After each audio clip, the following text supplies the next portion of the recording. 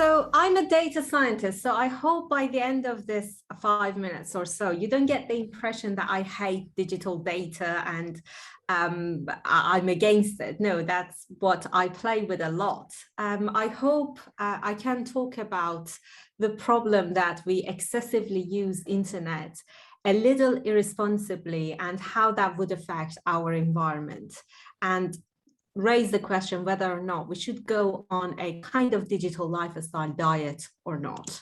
I think digital data are unique in one way that they are quite invisible. So we don't see a physical representation of our data.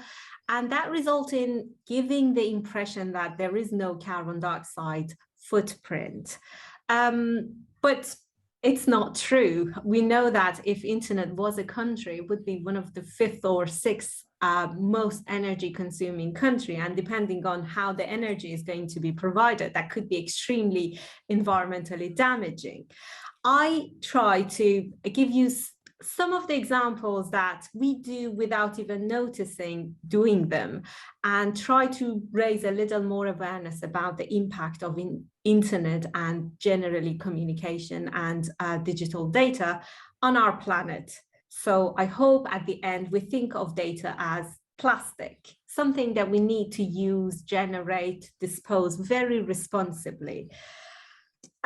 Just to give a better picture of how we are standing in terms of the whole industry, there is a really nice paper that I'm not going through detail of it because I'm pretty sure the third speaker will give you a bit better technical overview that says carbon footprint of communication as a whole industry, like gadget that we use, internet, the supporting infrastructure, is an equivalent of the whole airline industry. This is a bit scary because we know that we should avoid long business class travel, but we don't talk about data that much.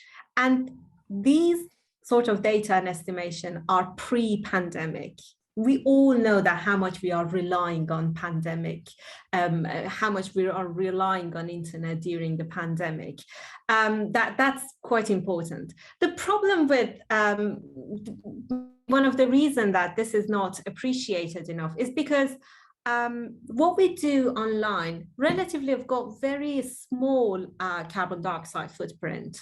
It is quite ignorable. For example, every single email that we send has got something between 0.3 to 50 gram of carbon dioxide emission. Depends whether it has got spammed or is it just text or it has got attachment like a picture. That's not too much. But the problem is, because of the accessibility of internet, we send a lot of email, and that becomes a bit of problem. So if every adult in the UK just send one viewer thank you email, that would be an equivalent of 16,000 tons of carbon dioxide over a year. Or we know that we do send way more than that.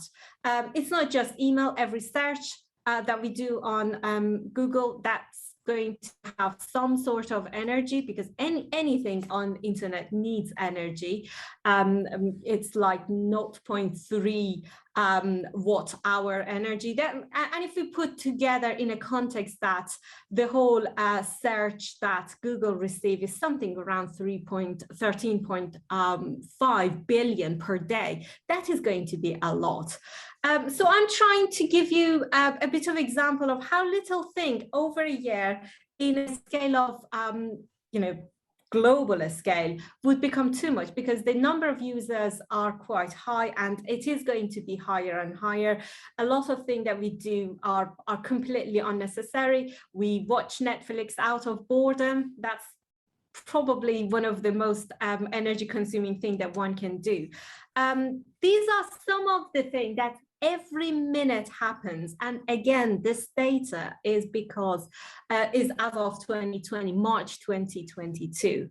This is much, much higher because of pandemic. So every video that we are streaming or uploading on YouTube, every Zoom meeting, sometimes it is greener that actually travel and have the meeting in person than having it over Zoom. If your travel is just fewer than 20 kilometers, by car, driving by car, that's still greener to drive 20 kilometers and have the meeting in person.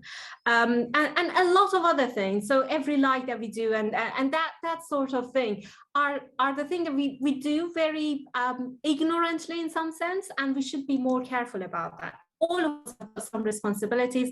Big companies are doing their bits, like Google and Microsoft are doing their bits. They went somehow net zero.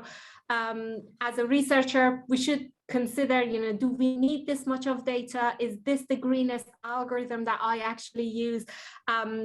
What is my sampling rate? Do I actually need to have this much of high frequency of data collection? And as a user, we need to actually think about it a little more responsibly. There are a lot of other solutions like IoT, making centralized, using gateway strategies. I'm not going through detail of that, but I'm going to explore them with our partners and funding bodies. And I would like to thank you and invite you to join me for a bit more responsible data science as we do in our college.